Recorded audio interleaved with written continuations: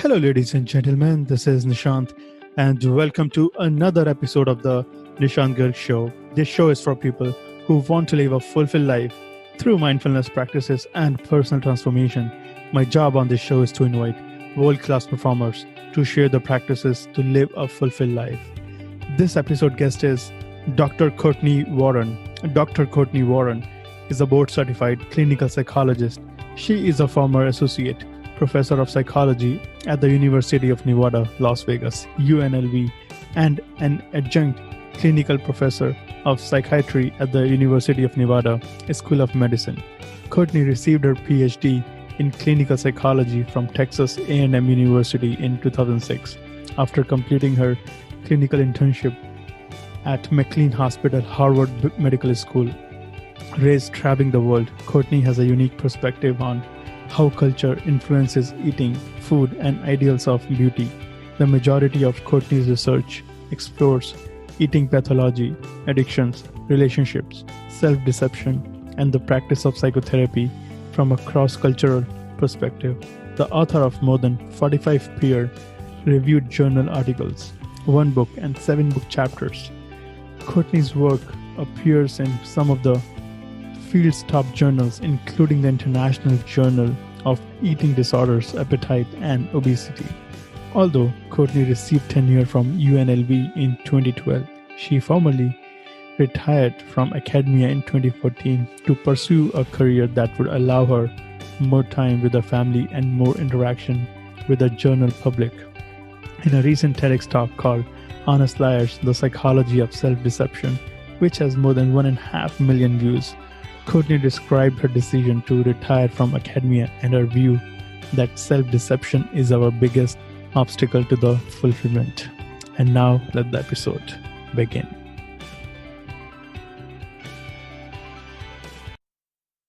Dr. Cortney, welcome to the show. Thank you. I'm thrilled and excited to have you on the show. It is a pleasure to be here. How does your family describe now what you do for a living? If you ask my kids, specifically my daughter who's 7, she will tell you that I help people who are emotionally struggling.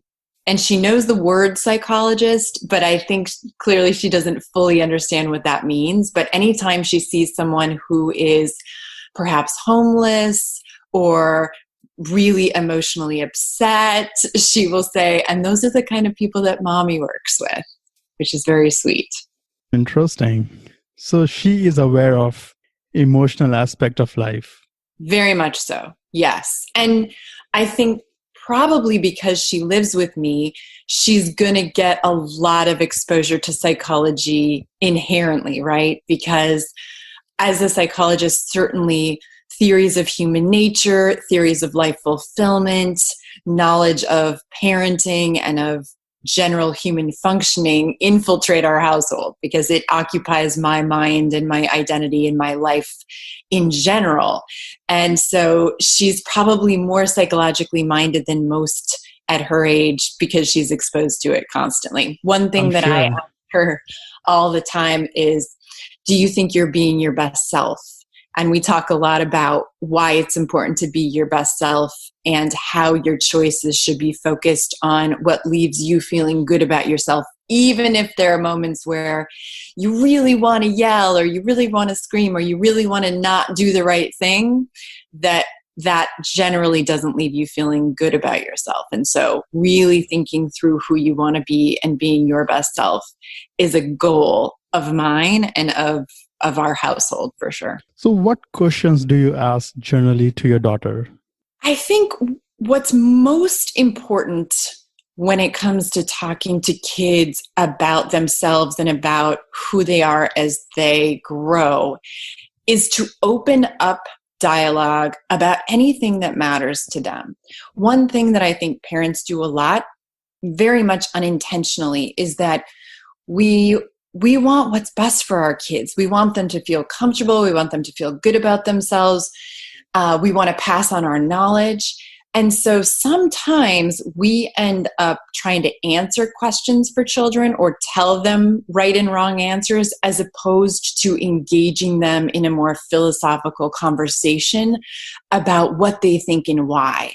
And I think when you can get kids to think critically and to share with you their inner world about how they feel or what they're thinking, it opens up their learning in such a different way. So I'll give you an example. So let's say, which certainly happens with my daughter, that she's having a hard time with a friend of hers at school.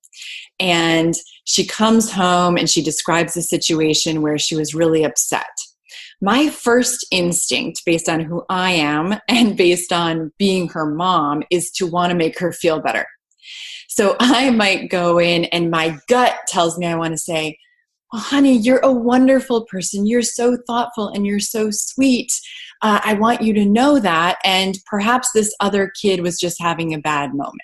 So my example here is that I want to go in and tell her the answer. I want to make her feel better and give her some perspective on what happened.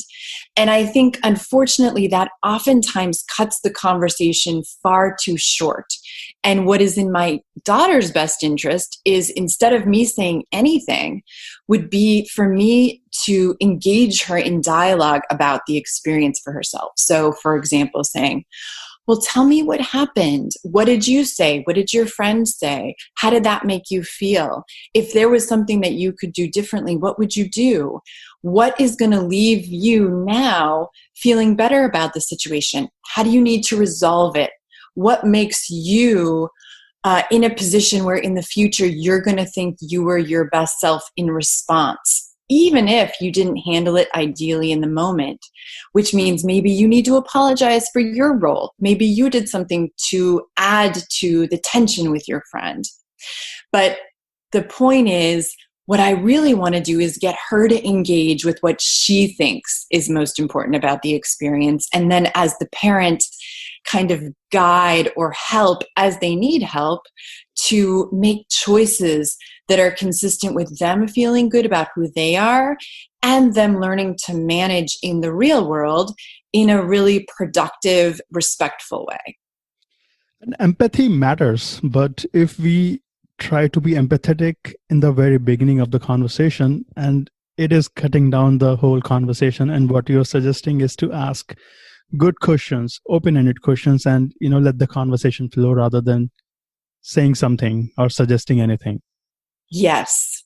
I'll give you another example. As an eating disorder researcher, a lot of parents that I have worked with over the years and kids who are struggling with body image and appearance-focused issues, which, by the way, is incredibly common during adolescence and during puberty.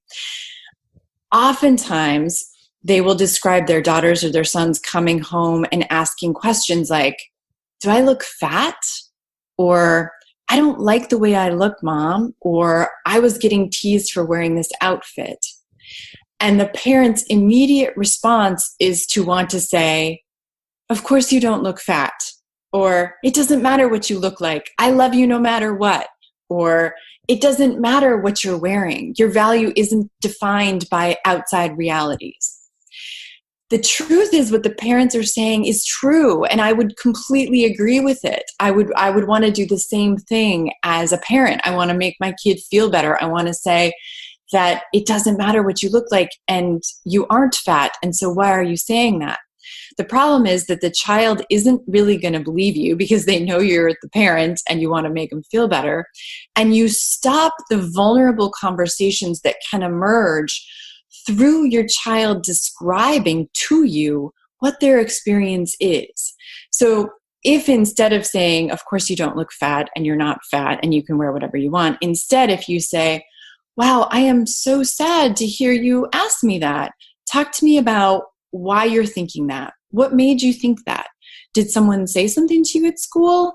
Did you look at something on the television or on a show you were watching that made you question what you should weigh or what you should look like?" the more you can engage them in those kind of conversations, not only does it help them figure out what they actually think using critical thinking, but it also will bond you to your child in a very different way, where they will be able to come to you with challenging life experiences and increasingly trust that you're there to help them figure out how to handle it themselves. Because over time, what our goal is, most of us as parents, is to help them become their best selves over time, such that at some point they really don't need us anymore, because they will have to figure it out for themselves and create their own lives. And the more you can do that as a parent, the better positioned your child is going to be as they grow to figure out how they want to live their life and what choices they want to make so that they feel as good as they can in this life. While you were growing up in your childhood days, did you ever talk to your parents openly about anything? Yes, absolutely. I would say that I talked particularly to my mother very openly. And part of that is that she was a single parent for quite a bit of my life. So I was with her a lot. And so we really kind of had this very special bond of going through life together and going through trials and tribulations together. And I think she also made it very safe for me to talk about certain topics with her that I really appreciated. For example, I remember as a teenager when a lot of my friends were experimenting with drinking and dating, and it's kind of this period of time where developmentally you want to experiment and you're trying to learn about yourself, but you really are very awkward still and don't have a lot of answers yet, that my mom was really, really comfortable and would ask me, honey, are your friends drinking? Are you drinking? What are you curious about? What do you think it feels like? What are some things that we really need to think about in terms of keeping you safe and keeping your friends safe? And are they dating? And are they starting to become sexual? And do you have a crush on anybody? And those kinds of questions that made it very obvious to me that those topics were not off limits. And in fact, if she didn't like the answer, it was just further material for us to talk about that led to feedback. It's not that she didn't give feedback, but the feedback often came after having more meaningful dialogue about it. So for example, if we're talking about sexual acting out, or if we're talking about drinking, certainly she would have stressed, if you're ever drinking and can't drive home, or if any of your friends can't drive home, you can call me at any time and I will come and pick you up. Or if you're uncomfortable in a situation where someone is touching you, even if it's somebody you really like, you can always say no. And when you say no, you can always call me and come home and we'll talk about it. And I think that made it really, really a good environment for me and actually for my friends. Many of my friends would come and talk to my mom when they weren't comfortable talking to their own parents, who may have had more rigid values or ideas about what was appropriate and what wasn't appropriate, that made it really hard to divulge challenging or experimental experiences with them. My mother is also a philosopher, so I should say that she has the personality disposition of somebody who is very interested in higher order, empirically based questions and answers, and questions about the world, and kind of idealistic, ethics-based exploration of values. And so that helped tremendously in her helping me process some of those. This is very profound, and this is nothing but a communication framework, so to speak. If we can have that communication framework in our childhood days and in adulthood life, it can create wonders. And unfortunately, we don't have that framework in our early stages of life. I personally didn't have that framework. My parents always loved me, but I never talked about all these things. I always had those self-image issues.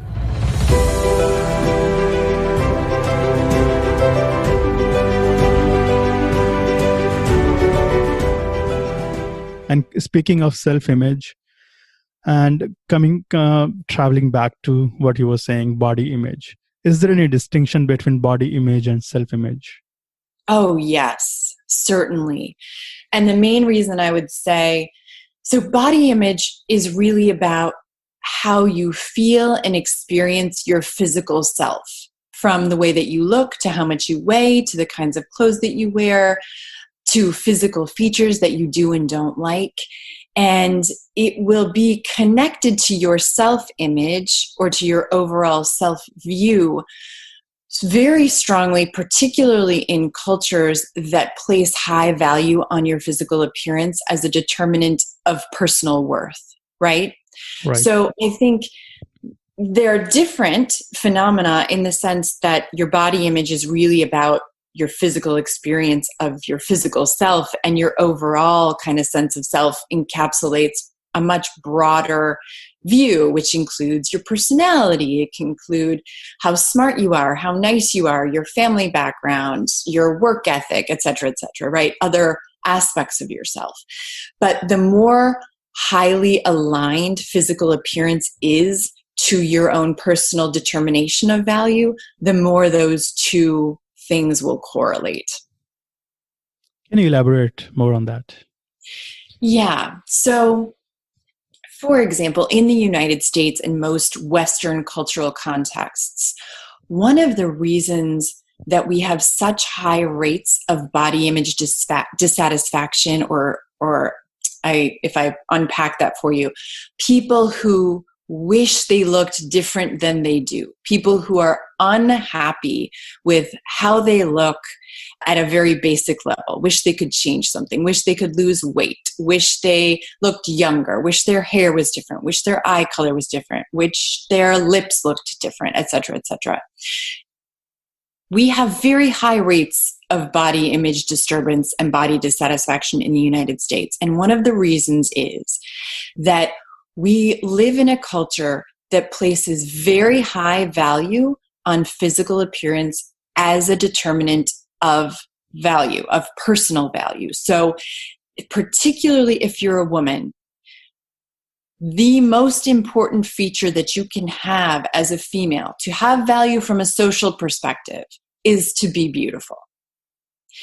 That is not intending to imply that I agree that that's true, or that as an individual we would say that was true. But from a cultural perspective, as a woman, it doesn't matter how smart you are. It doesn't matter how much money your family comes from. It doesn't matter how reputable you are. If you're not pretty enough, there's really no way you can make up for that socially. And to some degree, that is true of men. The difference here is that because of our gender roles, men can get away with not being good looking if they are smart enough and have enough money. So men still have an emphasis on appearance, but it is not as central to what we value in men historically in this cultural context to make it so central to your value. It's more important that you are kind of the macho person who can make a lot of money and go out there and be smart. In addition to valuing physical appearance, this cultural context has very rigid beauty ideals. And those ideals are highly unrealistic and unattainable for most humans. Very specifically, our ideals of appearance for women are generally going to be a white female who is tall, very thin, with blue eyes, long hair, some degree of curves in her figure, and habitually 18 to 25 years old. And if you put that in context of a real human experience, that is absolutely not a realistic ideal to aspire to. But if you look at women and men's behavior in this cultural context, so much of the messages that we get about our value are framed such that we are in a perpetual effort to try to meet that beauty ideal because it's so important to how much society thinks we're valuable.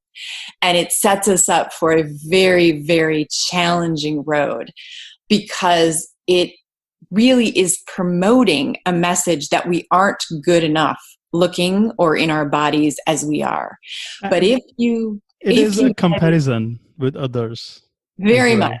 There's a ton of social comparison. In fact, most marketing beauty campaigns are based in the idea that if I can get you to compare yourself to this ideal I'm promoting, you will want to buy my products. And it works. But and on the other side, men and women, whoever, they have beautiful physical appearance, but still they don't think good about themselves. Absolutely. Because the ideal is always going to be better than whatever you are, even if you're a supermodel, because the images that are actually promoted of you in the media don't really look the same as you do. They're all edited and airbrushed. In addition, we're all going to age. That's true. And so if you put so much value on physical appearance as a determinant of your worth as a person, it is going to be a problem over the course of your life. That is not to say that I don't want you to feel good about the way you look. I actually love the idea of people exploring their fashion and exploring their beauty ideals and exploring themselves as a physical, sexual body, as a person, in ways that lead them to feeling really good about how they look. But I think in this cultural context, the value and the lessons that we learn from an early age about how important it is and about what that should look like are very damaging to people in general. The ideal here, much like we started this conversation talking about, is to think about how you can be your best self.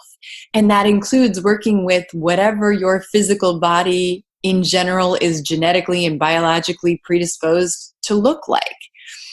How can you work with what you look like to feel best about you? And that is not often going to look like it does in the fashion media articles, right? It's almost never going to look that way, actually. So it's much more about promoting your best self and whatever that means to you so that you feel safe and sound and comfortable and beautiful in your own skin as you. Not as some image that culture has dictated to you should be what you look like to make you valuable. And this is not an easy work. It's going to require a lot of vulnerability, courage, a lot of effort, energy. And speaking of all these things, we lie to ourselves. And we all lie to ourselves every day. Yeah, every day. I would like to shift some gears over Sure. here. After your TED Talk on self-deception, honest liars, Mm-hmm. was there any reaction from your family or anyone that surprised you? Oh, my goodness, much. So many reactions from people that I didn't expect. I think that the most surprising reactions that I got were from colleagues, actually, other people at UNLV, other colleagues that I have in the United States and around the world who work in universities or who are psychologists. And I think because I resigned after getting tenure, which is really not a common trajectory for academics, what I expected was a lot of surprise and then people kind of turning their nose up to me in a more elitist way of like, why would you ever give up tenure? Like, what are you doing? Like, you must have lost your mind, Cortney. I don't know. Why did you do that? Yes. What are you doing? What are you thinking? You made it. You are living the academic dream. You got the job for life and your field has said that you're an exceptional researcher, an exceptional psychologist. Like, why on earth are you now leaving? It doesn't make any sense. But what I actually got from almost all of the feedback of people that I knew and that I didn't really know very well was the opposite.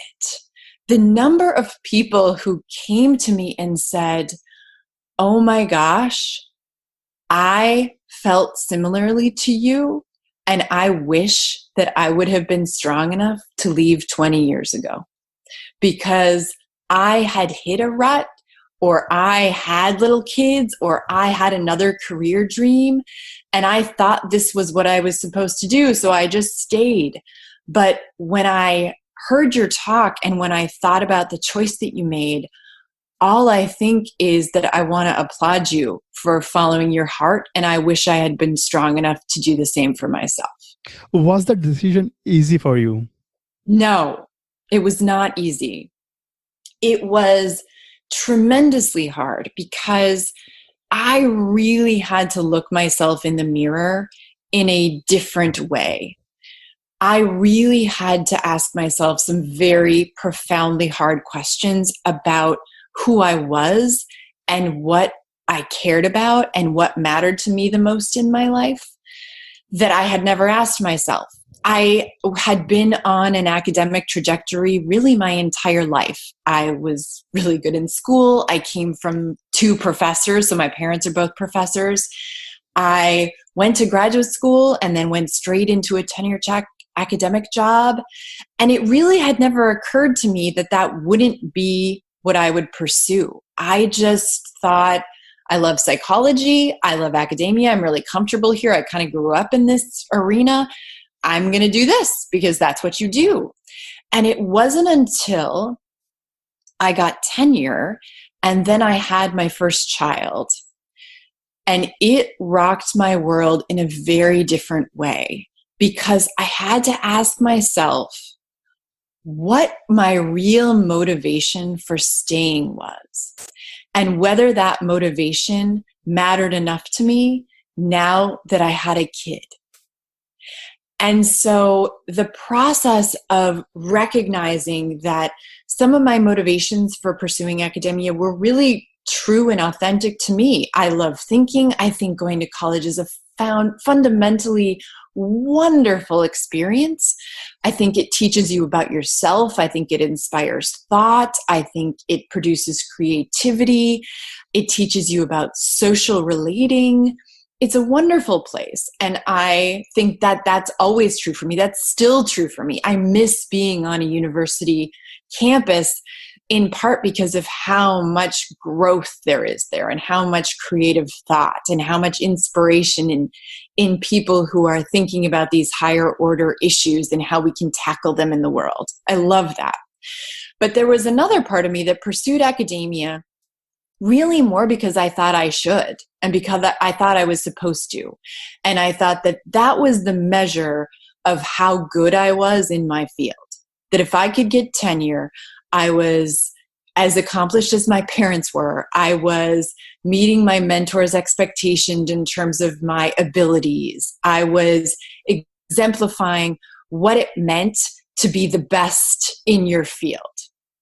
And when I realized those motivations, it became very clear to me that over time, those were really not healthy motivations for me. I really didn't have anything else to prove to people. And in fact, I probably didn't have anything to prove to people from the get-go. I just wasn't aware that that was motivating my behavior up until I got tenure and had my daughter. And then it became very clear to me. And so I really had to ask myself whether I would stay in a research context where I was publishing for other PhD MDs and writing grant applications and teaching, whether I was doing that because it really left me feeling fulfilled, or whether I was doing that because I wanted to maintain the status I thought it brought me and to fill up my ego in ways that I really, really thought were not good for me.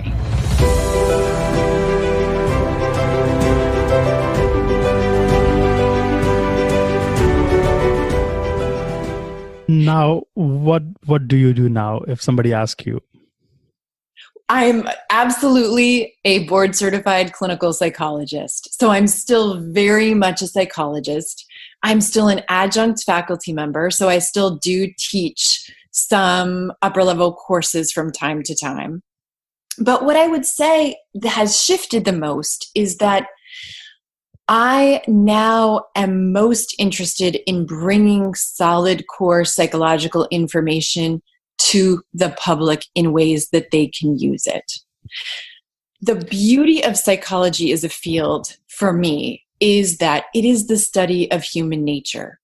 It is the study of who we are, how we act, how we think, why we think, what we're inspired by, what makes us different from animals. It's the study of us.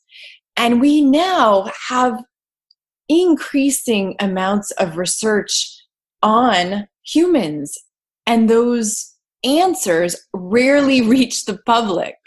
And Yes. so I think the beauty of psychology is that it is meant to be used to help people live better lives. And And so, psychology can be considered as some sort of negative thing to somebody who is not aware of it. Like therapy, psychologists, people think if you have a mental problem, then you got to go to psychologist or a therapist. But that may not be true. yeah, I think that therapy and finding a psychologist is certainly not just for people who have mental disorders. That's very much an incorrect, taboo way to think about psychology. I think that psychologists are here to help us understand people. And if you would like to understand yourself in a deeper, more profound way, then going to therapy is a wonderful way to do that, because you will have a relationship with someone who only has your best interest in heart and is very well schooled in our understanding of people. And so when you put that together, you have someone who's, let's say, an expert in the human mind and the human psyche and how we function, coupled with someone who is only there to listen to you and understand you and help you live a more interesting, compelling, fulfilling life based on who you are. That's a massive gift to give yourself. And I want to ask you, do you have any therapists for yourself? Yes, I certainly do. And in fact, I would not refer any patients or any clients to a therapist who had not been in their own therapy. I think that if you are a psychologist, a clinical psychologist, I should say, there are many different kinds of psychologists, but the ones who treat patients, the ones who are interested in mental health. If you haven't been to a therapist, that's a problem. Because if we fundamentally believe that therapy is healing and that being a psychologist in part means that you understand yourself in the most deep way possible, then you absolutely should take the opportunity to have your own therapist at some point in your life. Can I confess something? Yes. I have never had any therapist in my life. And I always believed that I have so many books. I can read books. I can discover myself on my own. Mm-hmm. Well, I would strongly recommend that at some point you find a good therapist. I wouldn't disagree with your statement, though. I think that reading books, whether they're psychology related or not, can be incredibly helpful in understanding yourself. And I think reading psychologically focused books or self-help books can be incredibly positive also and very helpful. But one of the things that is really profoundly true about therapy that you will hear a lot of psychologists say is that it is the relationship that heals. It is the relationship that heals. There is something profoundly healing about exploring yourself in the context of a relationship with someone who only has your best interest at heart. It is confidential. It is a one-way relationship, meaning that it's only there to benefit you. And it is professional. And you are never going to get that relational benefit from a book. It has to happen in the context of interacting with another human. It feels that I was lying to myself. Yeah. Yeah. I think, lots of things can be therapeutic. So reading books, doing meditation, doing yoga, taking a walk, talking to friends, those things can be incredibly therapeutic. They are not psychotherapy. And they are not going to serve the same function that a therapist can. And dear listeners, this is not my personal therapy session with Dr. Cortney. So I would like to shift some gears. Absolutely not. This is not a personal therapy session. Okay, so how do you explain self-deception to somebody who is in a non-psychological way? Self-deception is any time that you can't be honest with yourself because the truth hurts too much. Self-deception is any area or issue or part of yourself that is insecure, in pain, upset, and because of it, you can't really tell yourself the truth because you aren't strong enough yet to hear it. That's self-deception. It's an inability to be honest with yourself because of how painful the truth is when you acknowledge it. Is it possible that somebody is not aware of their honest lying or self-deception? They lie to themselves, but they are not aware of this thing. In fact, I would say that it's a requirement. Yes. People are inherently unaware of their self-deception because it wouldn't work if they were aware of it. So self-deception, one of the most challenging things about working with people about honesty, especially honesty with themselves, is that when you're lying to yourself, you don't see it. You're not aware of it. It will come through in ways that I, as your therapist, or I, as an external observer, could tell you. But in the moment, you're probably completely oblivious to it. It's going to operate in an unconscious level. And so the only way to start becoming aware of how you lie to yourself is to start observing yourself from an outside perspective and trying to understand and analyze your own thoughts, feelings, and behaviors. Is there any practice, do you suggest, that we can observe our thoughts and feelings? Definitely. The easiest way that I describe to people to start seeing how they lie to themselves is to start with whatever issue or person or relationship is most emotion provoking for you. So start with a topic or an experience that you've had with someone where you immediately flare up. Either you're angry or you're sad or you're humiliated or embarrassed or upset, something that you're unresolved about. I have one. And you have one. Okay, great.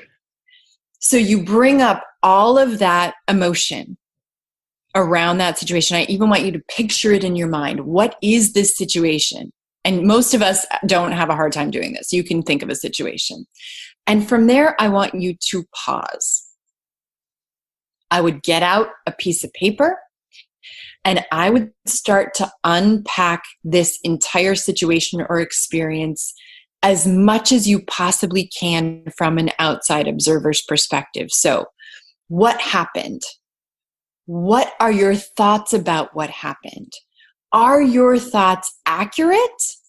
Meaning, do you have data to support that that thought is true? Or do you also have some evidence to support that that thought may not be true? Where are your emotions coming from? Is it possible that this situation is triggering emotion in you that has nothing to do with the situation itself and everything to do with your past, or a value that you hold dear, or a need that you have that is not getting met because of the current situation, but that really has very little to do with the current situation and is much more about an unresolved issue in you that you need to work through so that the current situation doesn't provoke so much emotion in you. So I would start there. Start where you're aware that something's upsetting, and try to analyze it externally and see if you can find where some of the deception lies. So you said you had something come up for you. Is it something that you could share with your listeners? Yeah, I'm very open. So the word self-centered, if somebody calls me self-centered, then I get defensive. I try to prove myself. Usually I never prove myself to anybody in the world, even to my parents. Okay. But when I hear that specific self-centered word, something triggers inside me. It's not anger. It's not any negative emotion. Something else. It's a reactivity. Yes. So tell me, why that word? Try to unpack it. What is it about somebody saying, oh, you're so self-centered, that is so aggravating to you? I feel like I'm selfish. I don't care about others, but that is not true. And if somebody is calling me self-centered or selfish, they just don't know me and who the hell they are to talk about like that about me. So it feels like a dismissal of your identity in some way. So I'm going to just throw something out there, which is not going to feel necessarily good to hear. But one thing that I would say to you or anyone else listening when you realize something like this about yourself is that usually there is a little grain of truth to something that we react to. And so what I would encourage you to do is to look at what would it mean to you if you were self-centered, if you were selfish, and in what ways in your life are you selfish and self-centered? And can you find a way to admit when that happens and accept those aspects of yourself so that when somebody calls you self-centered in the future, you'll say, oh, well, wow, what makes you say that? Can you give me an example of when I'm self-centered? Oh, wow, so you thought that's what I was doing when I acted that way. Well, that wasn't my impression at all, but I really appreciate you sharing that, and it's something that I'll think about. Because one thing that happens when you get honest with yourself and you actually admit the truth about something that you've been avoiding or that's been painful for you is that it no longer holds power in your life in the same way. If it didn't matter to you that you were self-centered, somebody could hit you with it 1,000,000 times over and it wouldn't affect you because you either would know it was true or it wasn't true, and it wouldn't hit your self-esteem in the same way because it would be somewhat irrelevant. You would say, wow, I do have times where I come across as selfish. I don't like that about myself. I think I'm going to have to shift that.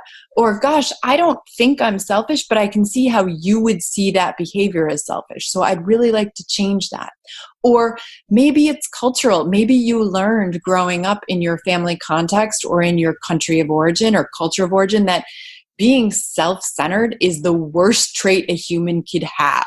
In collectivistic cultures, that's certainly true, where, if the value of family and of communal health is held very high in your culture, then looking like you're this individualistic person who only cares about themselves and doesn't care about how other people feel is really bad for you. So maybe you need to think about where you learned that being self-centered or selfish was always bad. And maybe as you think about that, you'll change your mind and you'll say, there are some ways that I am selfish. And sometimes that's not okay with me, but sometimes it really is, because I really need to take care of myself in these ways and I can't always put other people's needs first. That is amazing. Thank you so much for that.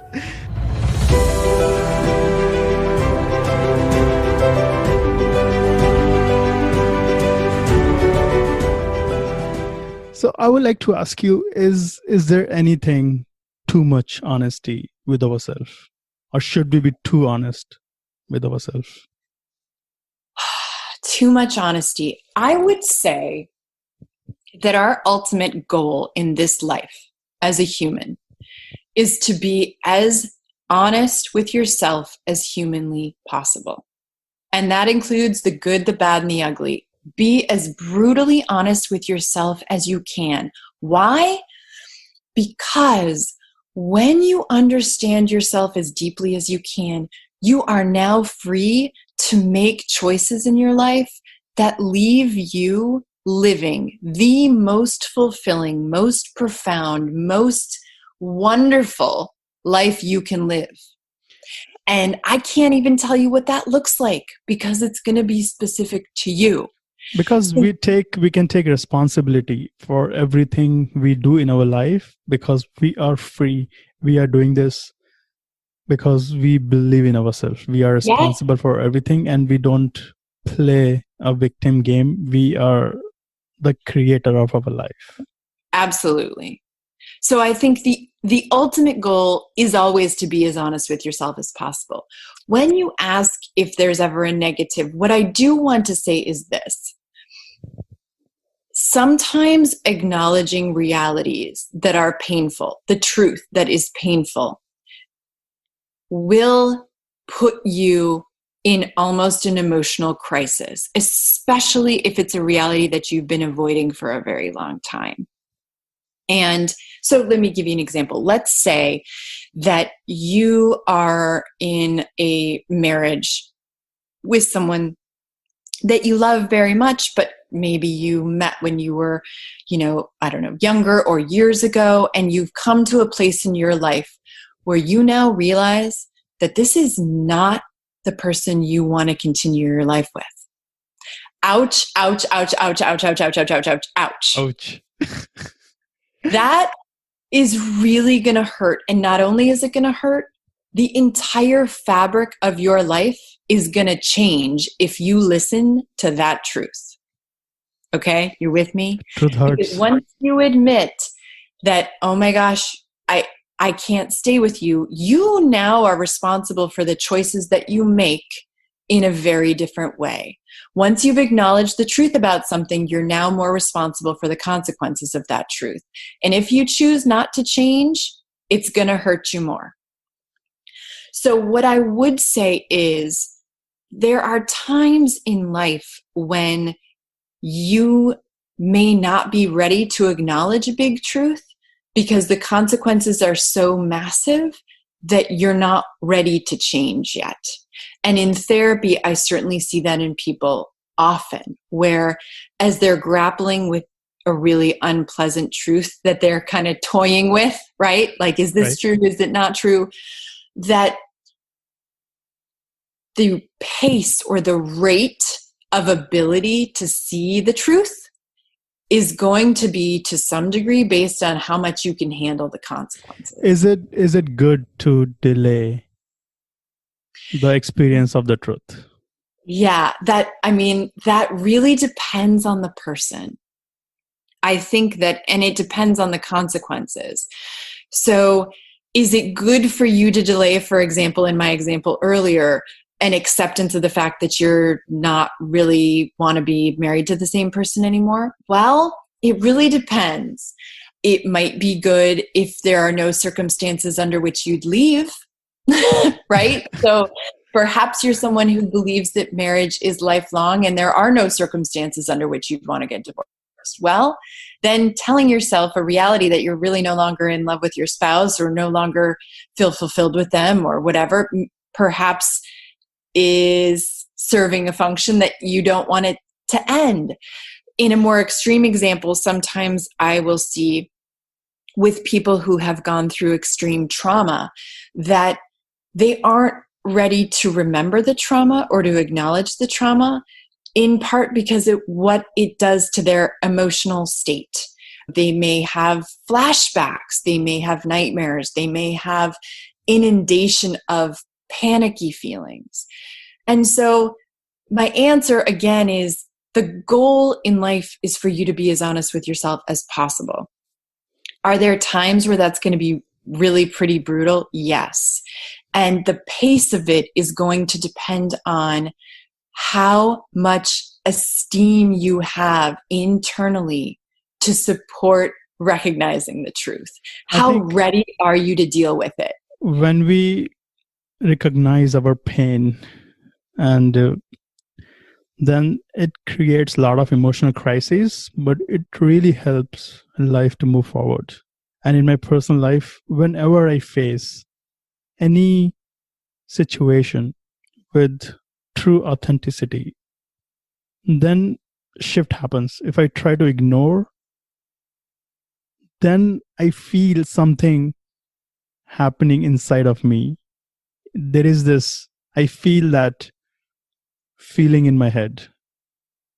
My head tells me that I'm trying to store some feeling inside my body. And this requires a lot of journaling practice or meditation or any sort of therapeutic practice? Mm-hmm. I will say that authenticity and honesty is unbelievably refreshing, much like you just said for yourself. And actually, it's even refreshing in interpersonal relationships where the truth hurts. You might think that if you told people the truth more about who you are and your experiences, that they will reject you or they won't want to hear it.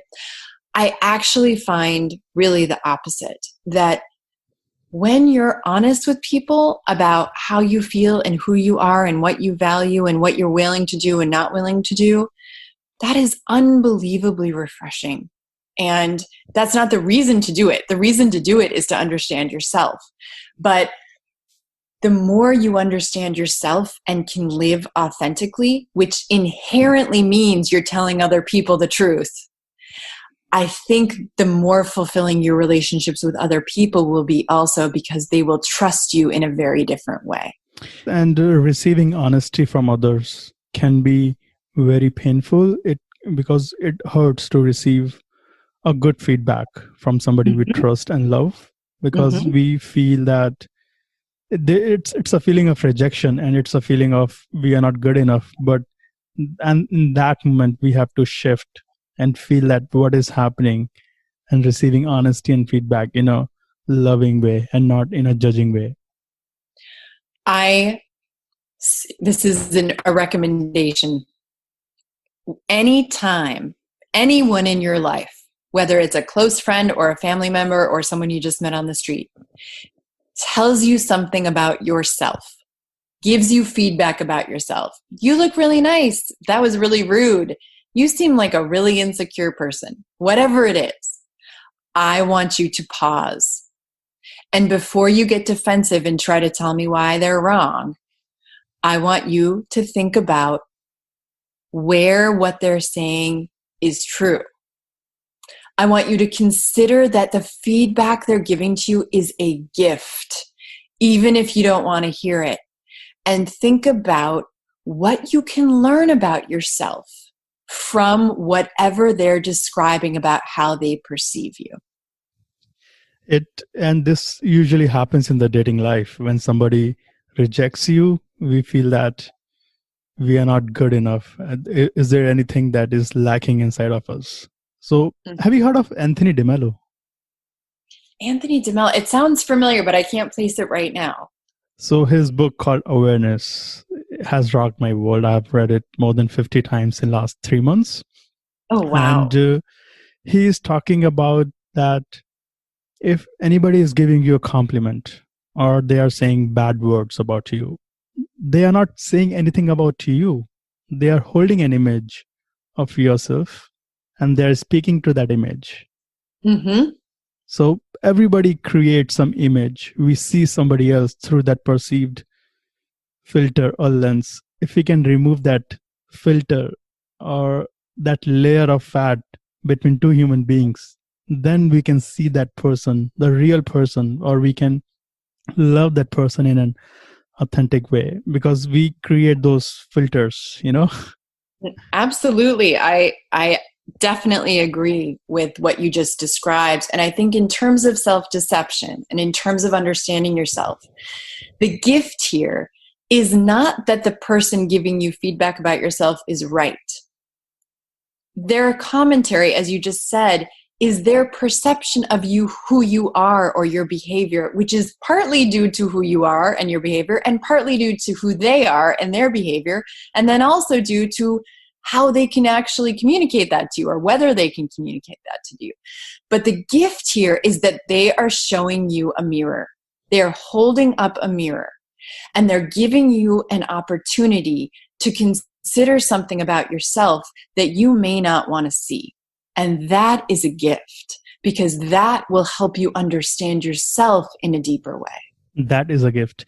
And yes, we can have this conversation for hours and hours. But before we end this conversation, I would like to ask you two simple questions. And I have something funny to ask you. Does your Okay. kids or husband ever call you by name, Dr. Courtney, let's have a food, or let's have lunch, dinner, or something Never. like that? Okay. Absolutely not. So you are just their mom. You are just his wife. Absolutely. No Yes. Dr. Courtney in the house. No Dr. Courtney, although certainly my husband and probably all of my friends and everyone in my personal life will ask me professional questions from time to time, but they don't call me Dr. Warren ever. That's awesome. Would you like to hear from them? No, I really don't care. Okay. I use Dr. Warren professionally, in part because in a professional role, it's really important that the boundary is clear. And that really comes from the role of a psychologist or the role of a professional in a therapeutic relationship. But in my personal life, you can call me whatever. It's really kind of irrelevant to me. Yeah, that does make sense a lot. And what does a normal day look like in your life? Well, nothing looks normal right now, as it probably doesn't look for any of you out there, you or your listeners, because we are all with the coronavirus lockdown at the moment. So I am in my house with my family 24/7 right now, which is not the norm. But in general, I do a lot of writing. I do quite a bit of public speaking and consulting for companies or for individuals who are trying to explore how to live a more fulfilling life or how to improve communication honestly in interpersonal relationships and in dating relationships. I do a lot of work with people or industries that are interested in dating because I think that romantic relationships bring out a very difficult side of us oftentimes. And so it's a wonderful opportunity for us to understand ourselves differently, but also a very painful one for most people. I could be a potential client in terms of that field. Really? Yeah, it is tricky. It's very tricky to understand yourself while sharing power with another person and trying to understand who you are and who they are. And then you have romantic feelings in there and it can feel very addictive. And, yes, romantic relationships are ripe for self-deception. Where can our listeners find you online? My website is choosehonesty.com, Choose Honesty. And you can email me at CourtneyWarren@choosehonesty.com. And there are lots of videos. I have a YouTube kind of video channel with all of the talks that I've given, or many of them anyway, that have been video recorded. So feel free to look them up. I also do a blog for Psychology Today, which is free. So if anybody is interested in exploring some of these topics, you can sign up for the blog too. I will put all the details in a blog post. Great. Well, Dr. Courtney, thank you so much for being on the show. Thank you. It was delightful.